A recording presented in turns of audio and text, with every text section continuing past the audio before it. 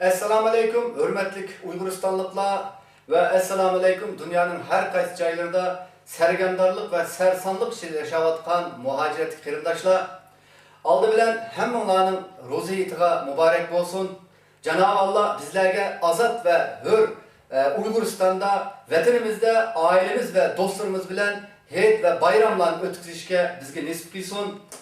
Hürmetli qarindoshlar, bugünkü bu Uyguristan Azatlık Televiziyası tarafından orunlaştırılgan haber ve mulayid programımıza hoş geldinler.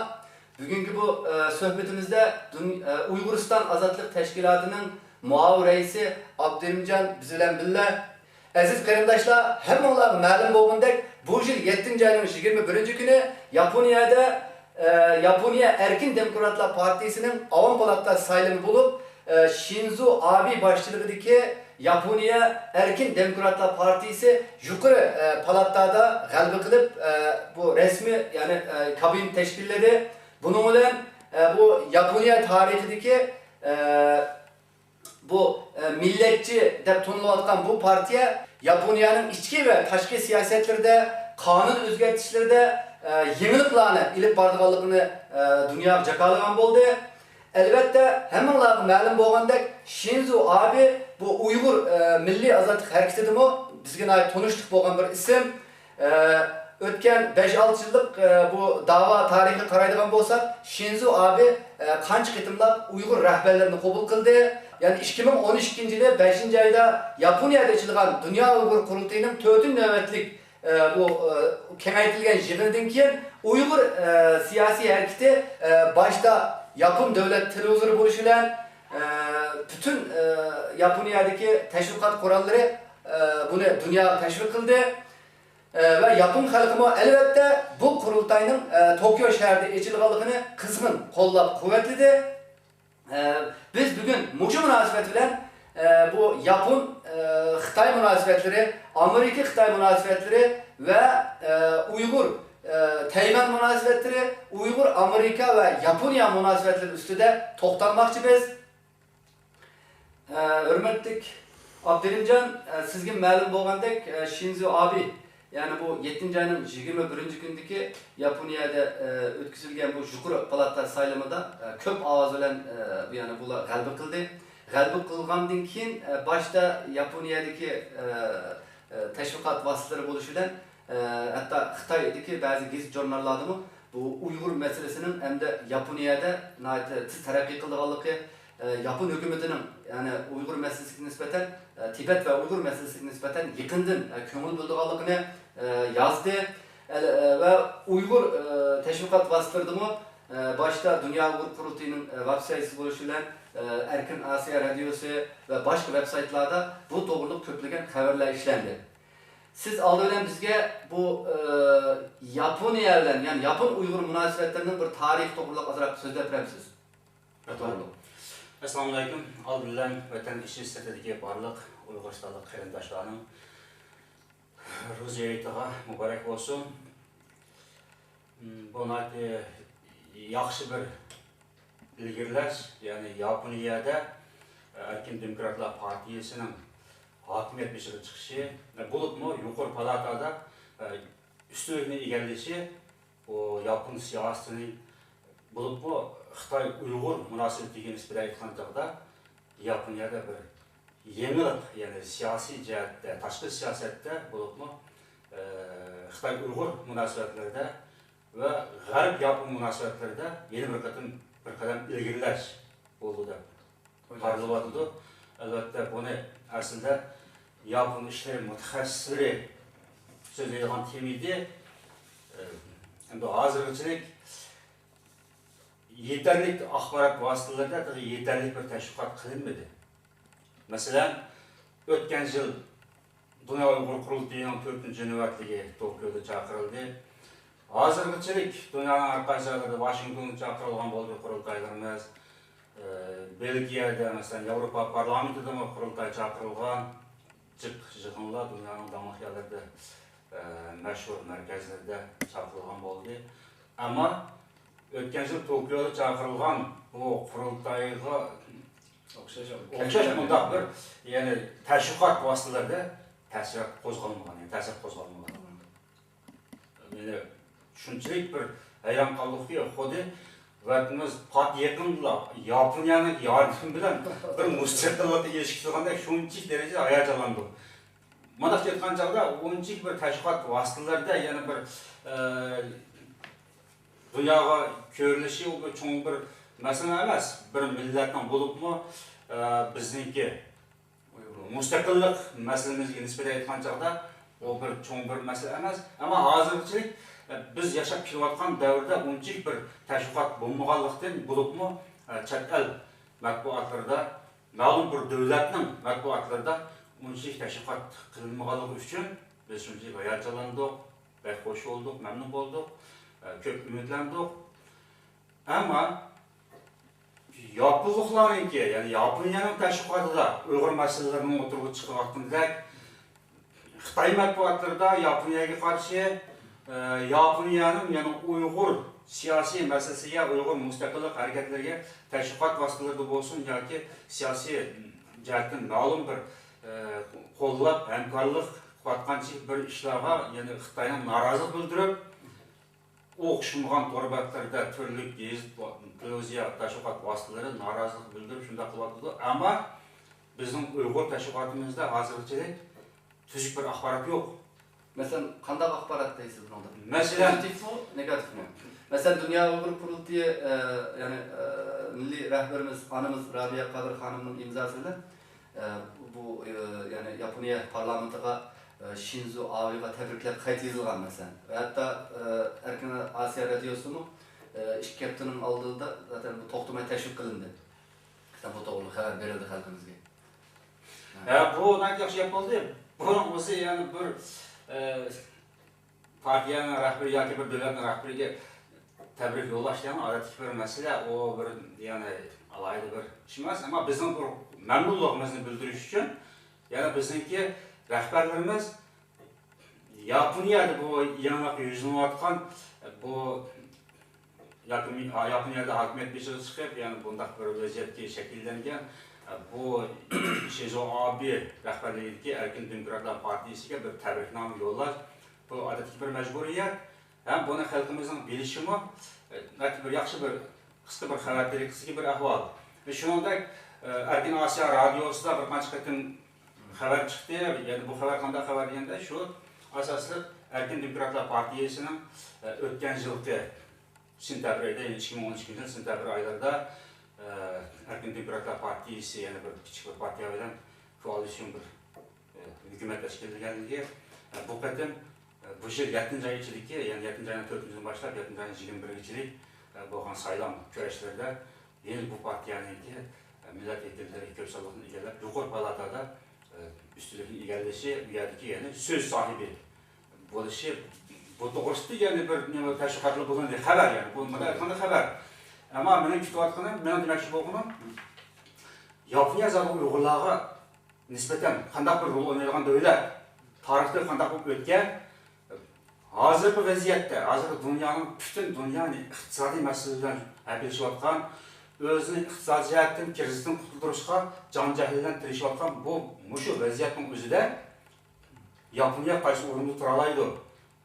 O'tgan yil 5-nji oyda bizniki qurultayimizning 4-nji qadamida chaqirilib, hozirga qadar Yaponiya to'g'riliq bir qanoatlanarli bir masala fikr o'tirib chiqmadi. Nurg'un mutaxassislarimiz bor, Yaponiyada o'qib, yuqori unvonga erishgan kasb ahillarimiz bor dunyoning qaysi joylarida. Onun nisbatan aytgan chog'da, yana mana shu yerda bir kishi o'qibdiga Kimni deysiz? bir doktor kishi bor. Qutlug' Qodiriy bor, u kishi axborot turadi asosan nurg'un narsani izlayapti.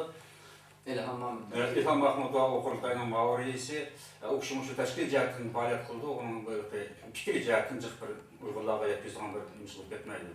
Yana bir Turmamat Hashim degan bir doktor kishi bor, u kishi shu faoliyat qilgan vaqtda bo'lasiz Yaponiyada. Ammo bu bir ish, yana bir davlat, Yaponiyadagi bir davlatning Uyg'ur Xitoy munosabatlari o'rtasidagi bir masala to'g'risida u bir qancha odamningki qilgan emgaklari yetarli qanoatlanarli darajada emas. Demek siz bayan tarihte bitip gettiniz. ikki haftaning oldida Xitoydagi bu dunyo, ya'ni to'rbeti, dunyo deyilgan to'rbetda Shinzo Abening g'alaba qilishi Sharq Turkiston mustaqilchilariga 21-asrda kelgan bir omad degan bir mavzuda bir maqola yozilgan. Bu maqolada yana Yaponiya Sharq Turkistonchilarga yenidan sahna hazırlab berdi. Yaponiya o'tgan asrda Qashqarda Uyg'urlarga qurib beradigan Sharq Turkiston Cumhuriyetini endi qurib berish mumkinmi deydigan tim ustida munozaralar olib berildi masalan. Yani bu gapni hozirgi nimasi kelgan chaqda bu nihoyatda yaxshi bir gapman. Bu Xitoy, ya'ni Xitoy rostga qilmaydigan millat. Agar Xitoy rostga qilib qolsa, uning eng yolg'onchiligi hisoblanadi. Eng rostga, ya'ni agar Xitoy rostga qilib qolsa, u Xitoy hargizmi uni rostga qilmaydi, texnik yolg'onchilik bo'ldi Xitoy. Chunki Xitoy rostga qilgan millat emas. Bo'libmi bizga o'xshash o'zining mustamlikasida, ya'ni mustaqillik uchun kurash qilayotgan bir Uyg'ur millati uchun buna bir fikr o'tirgan bo'lsa, buning aqsi nihoyatda yoshirin bir yeni bir siyosiy suiqasd, nihoyatda chunqur bir siyosiy g'araz yoshirilgan bo'ldi. Xitoy hech qachon Uyg'urlarni qo'llab bir maydonda turgan bir davlatlar to'g'risidan unchalik axborot qilmaydi. Hozirgachilik Xitoyniki yana bizning hareketlerimiz, yani mayli vatan ichida cho'ng kichik bo'lsin, yurgizayotgan harakatlarning o'ziga Xitoy ba'zida g'arbdagi Jungoga qarshi kapitalist kuchlarning kuch kutishidan qilganda bizning elimizni, vatan ichi sirtdagi xalqning butun emini faqat g'arbga bog'lash uchun buni bir qoymoqtirish rolini o'ynab kelgan deyish bo'ldi. Agar Xitoy uchun foydasiz bir narsa bo'lsa, Xitoy buni hargiz yetkazmaydi, axborot qilmaydi. Agar shu hozir Xitoy, siz aytganingizdek, Xitoy axborotlarida Yaponiya Sharq Turkiston bilgimchilariga Sharq Turkiston qurbanakchi degandek mazmunda, ya'ni shunday qilamdi degandek savol tariqasida ajab bir tashviqot material maqola chiqqan bo'lsa, albatta Xitoy bizni yana bir qatam qaymoqtirish g'arazida o'tirib qolganda qarayman. Nimishga desangiz, andakan biz darhol qaymoqimiz, shunchalik oson hayot jarayonimiz. Rost bilan yolg'onniki farqiga diqqat qilmasdan, qonun rost yana do'st nima deyapti, dushman nima deyapti, dushmanning tartib tashviqotida qanday rol o'ynaydi bizda. Dushman biz uchun ijobiy bir gapni qilgan bo'lsa, masalan, bu bir ijobiy gap masalan, Xitoyning bu degani ijobiy gap. Ha.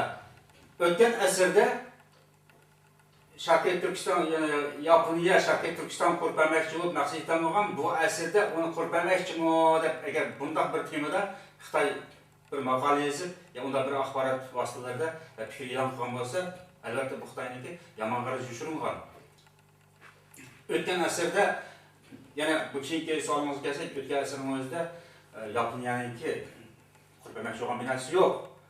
O hargiz bir davlatning bir davlat binasi qurbanmaydi. Onu Xitoy masxara tariqasida qilgan narsa. Ama o Mesut Muhit'te... Ya o keyingi gaplar. O birinchi cumhuriyatga aloqasi yo'q, ikkinchi cumhuriyatga aloqasi yo'q. Ayrim Yapon Uyg'ur masalasi o. Masalan, birinchi cumhuriyatimiz 34-yili bostirilib tugadi. Ikkinchi cumhuriyatning o'zi 44-yil maydonga keldi. Bu aralıqda Yapon Uyg'ur munosabati 1937-yildan boshlab to'liq boshlangan shu vaqtning o'zida. Masalan, birinchi cumhuriyatning o'zidagi yana davlat mudofaa ministriga xizmat qilgan Mahmud Muhiti, marhum Mahmud Muhiti inqilobiy qahramon, bu kishi 37-yilda chet elga chiqish munosabati bilan oxir aylanib berib, dunyoda nurg'un davlatlar munosabat qilgan, ammo hech qanday bir davlatdan u atrofdagi mayli Angliya bo'lsin, mayli boshqa davlatlar bo'lsin, Yaponiyadek bir kuchli bir davlat, ya'ni Xitoyga qarshi mavqe turgan bir millat bo'lmaganlikdan Mahmud Muhiti oxir Yaponiyaga borgan. Yaponiyaga berib, shu vaqtdagi Yaponiya podshosidan yordam talab qilgan. Bu tarixda yozilgan buni Yapon Uyg'ur munosabatlari bo'yicha tarix kasbidagi tarixchi xodimlarning o'tirib qo'ygan fikrlar aslida. Shunday bo'lsa, bizning ongan kuchliq, bilgimiz kuchliq bir gaplashishga albatta haqimiz. Mahmud Muhiti efendi Yaponiya podshosidan yordam talab qilib, borgan ekan, o kishiningki butun kelib chiqishi masalan. Mahmud Muhiti oilasi deganim vatanimizda Turpan viloyatida bo'lib vatanimizningki ko'zi ko'ringan iqtisodlik boy ham Sovet ittifoqi bilan shu vaqtdagi Char podshohligi bilan savdo munosabati qurgan bunda cho'ng oila bular. Yani 3 akılda bırak uruş katmasından bulan etken, ayeti mötüber aile vatandaşları. Bunun ki çıkışı mı hem özünün inqilabi tarihi var. Daha şu G'Ojinyaz Hazim'deki inqilabi rəhbərligidə uruş qatnaşıb, uzun yıl uruş qatnaşqan, həqiqi uruş davına çıxan, uruşda qəlbi qılğan bir kumandanın özü. Axırda 33-cü ildəki Cumhuriyyətdə, İslam Cumhuriyeti şərq Türkistan İslam Cumhuriyyəti vəzif edib, bu yerdə Dövlət Müdafiə Ministerligidə xidmət işləyən, bundaq bir kimligi bo'lgandan keyin, albatta uni Yaponiya padişahı qabul qilib, bu qabul qilishmi, ya'ni mundaqlar o'tirib chiqqan bir narsa emas. Qo'y Uyg'urlar mustaqil o'z bo'g'ilak madam yig'lab ketdi, biz yordam qilaylik qilish emas.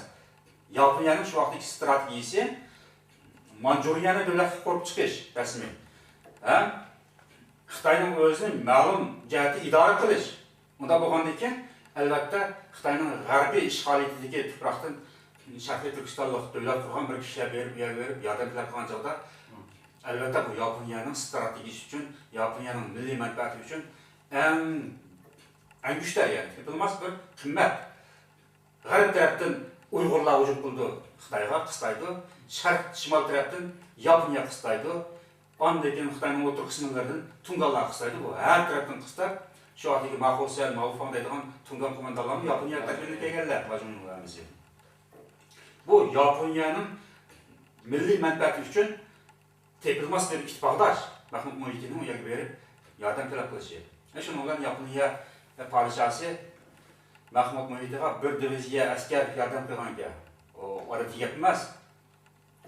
O'zi urush kelib turib etib, o'zi urush kelib turib, yana bir millatning o'ziga askar yordam berishning o'zi o Uyg'urlar davlat qurishini da qilgan yordam emas.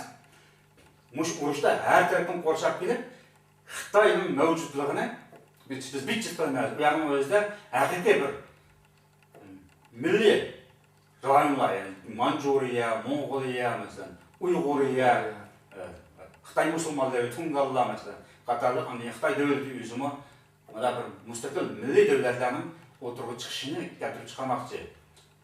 Ma'lum jihatdan Yaponiyaning ta'siri ostida, Yaponiyaning idorasi ostida tuproqlar bo'lishi mumkin.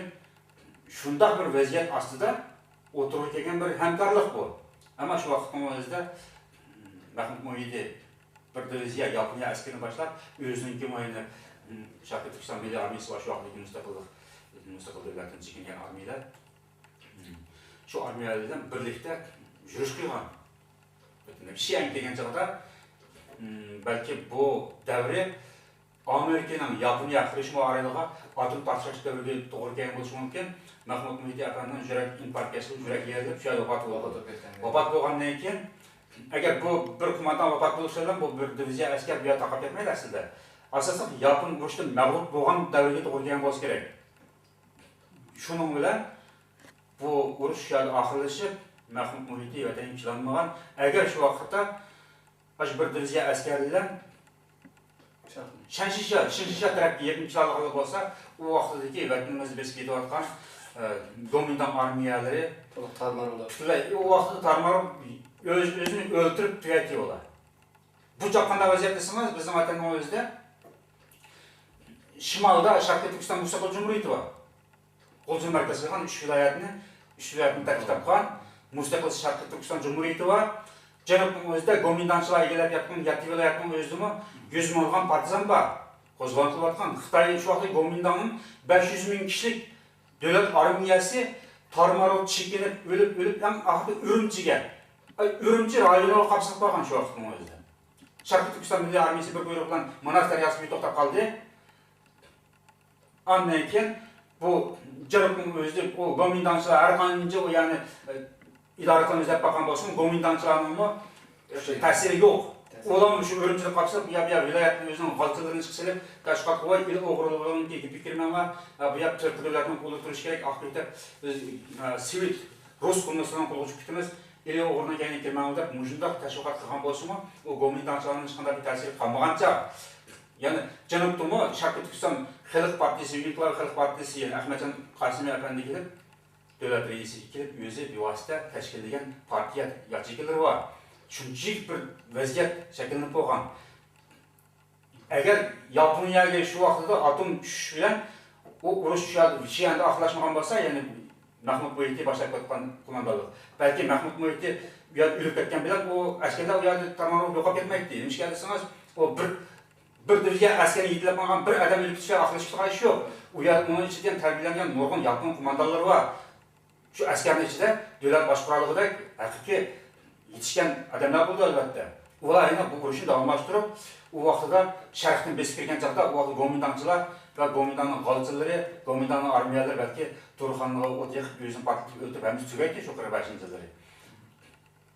Bu bəxtsizlik fakat Amerika'nın Yaponiya Hiroşima arasında taşınan atomdan gelip çıkan bəxtsizlik. Şunu öyle o vaxtdaki qayıtıb kurulmakçı o başka bir cumhuriyet kuruluş emas. Şu vaxtda mevcut cumhuriyetimiz var mesela 45 yıl kurulgan cumhuriyet var. Devletimizin yarım kısmında kurulgan bir devlet var müstakil. Yeni bir kalan yarım kısımları var. Yarım müstakillik halkı ekip olgan.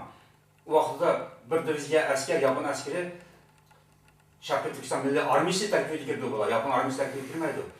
Vətən girген çağda o vaxtın özündə o vətən bütün bir devlet buldu şu vaxtda. O vaxtda Amerika'nınki yoki Sovet İttifaqının bunun Xitayga berib atgan ma'qul olmaydi. O baxtsizlik Yaponiyaga kelgan baxtsizlik Yaponiyaga ham emas, Uyg'urlarga kelgan hozirgi uni dardini tortyapmiz. Elbette demek siz yani bu yani Yapon Uygur münasebetlerinin ötmüşünü, tarihini biraz sözlep şu vaxtki iki millet yani iki devlet rayon oturtuşki münasebetini biraz analiz kılıp öttünüz. Hem de biz bugünkü qaytıp gelsek mesela bulup mazır ahırda 2 yılın bu tarafı da Xitay-Yapon münasebetleri jirikleşkendir. Bulup ahırkı yani bu 4-5 ay içinde jirikleşken bir basmışka yetip geldi. Mesela bu Aral meselesi mesela. Bu Aral meselesi de kılkaldı mesela bu iki devlette hatta bu siyasi sürgüleştin bu ısık sürgüleş yani bu korallık bir sürgüleş ki kültürlüğünün içine gitip geldi.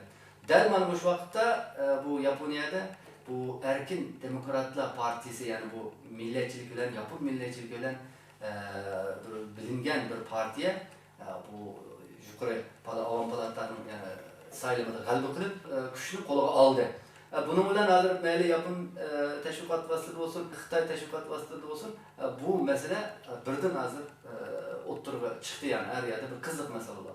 Mesela bunun qanday qaraysiz? Bu kelecekteki Yapon-Xitay münasebeti qanday bo'lishi mumkin? Endi kelgusdagi Yapon-Xitay münasebeti hozir bugungi dunyoning iqtisodiy krizisiga ketayotgan bunda bosqichda yana bir davlat darhol bir alayda yana dushmanlashish mavqesiga o'tib ketmaydi. Yapon-Xitay münasebeti azaldan yirik. Azroq yaxshilashadi. Azroq yaxshilangandan keyin ma'lum dengiz davladagi munosabat bilan, ma'lum orollar munosabati bilan yana jirklashib chiqmoqda doim. Endi bu Erkin Demokratlar Partiyasiniki nimasi kelsak, yana Shinzo Abe'ninki rahbarligidagi partiya 2006-2007 yillarmi bir qator hokimiyat qurgan saylanib chiqdi. Ama o chaqda yuqori palatani qo'lga kirgizmagandan keyin o parlamentda e'lon qarorlar yuqori palatada tasdiqlanishi kerak.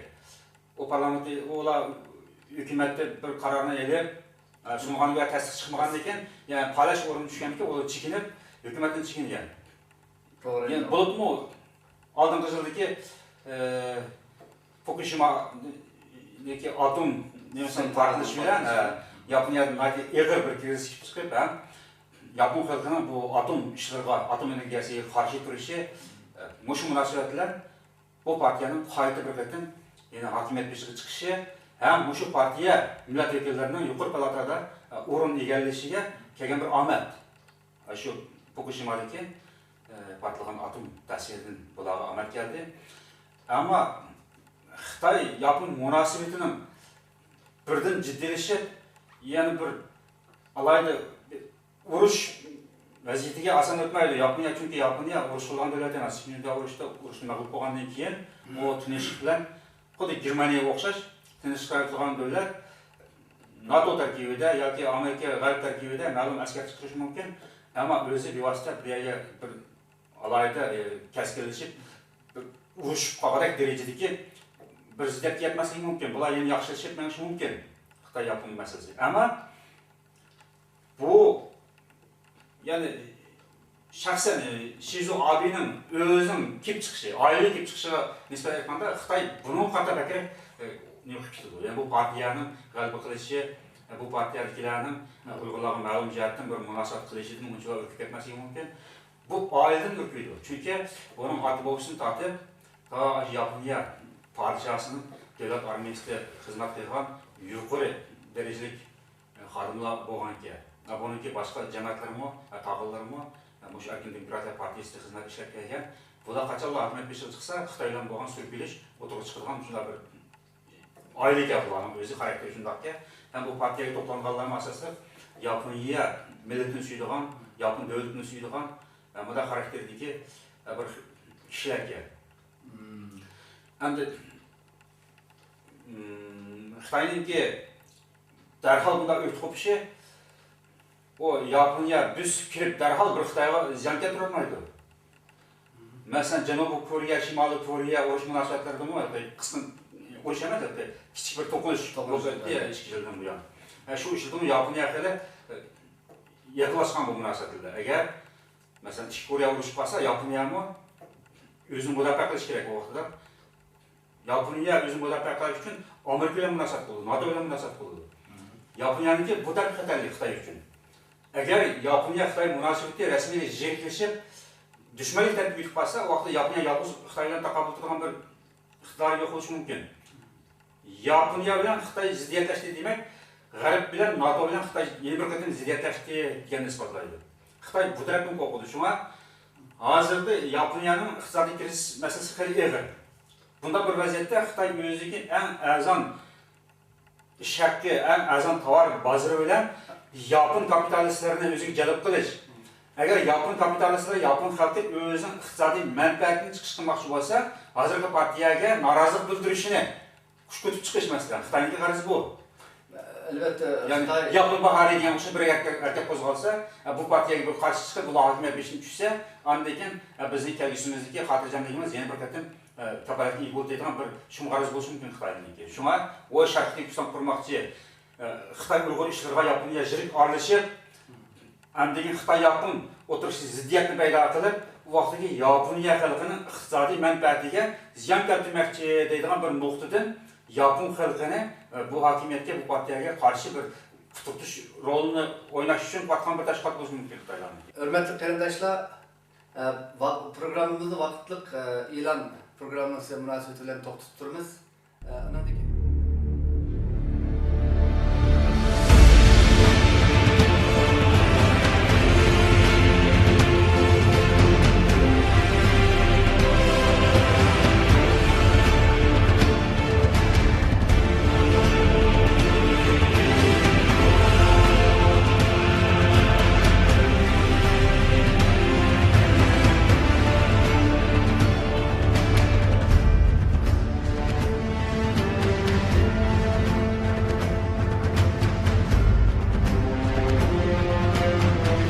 Ben Çinlilerin altın, gümüş, ipekleri, tatlı sözleri ve diğer değerli hediyelerine aldanmadım. Biz birçok Türklerin onlara aldanıp yok olup gittiklerini ve kulluğa maruz kaldıklarını hiç unutmadık. Ben Allah'ın yardımına sığındım ve ben Türklerin Hakan'ıyım. Bilge Hakan.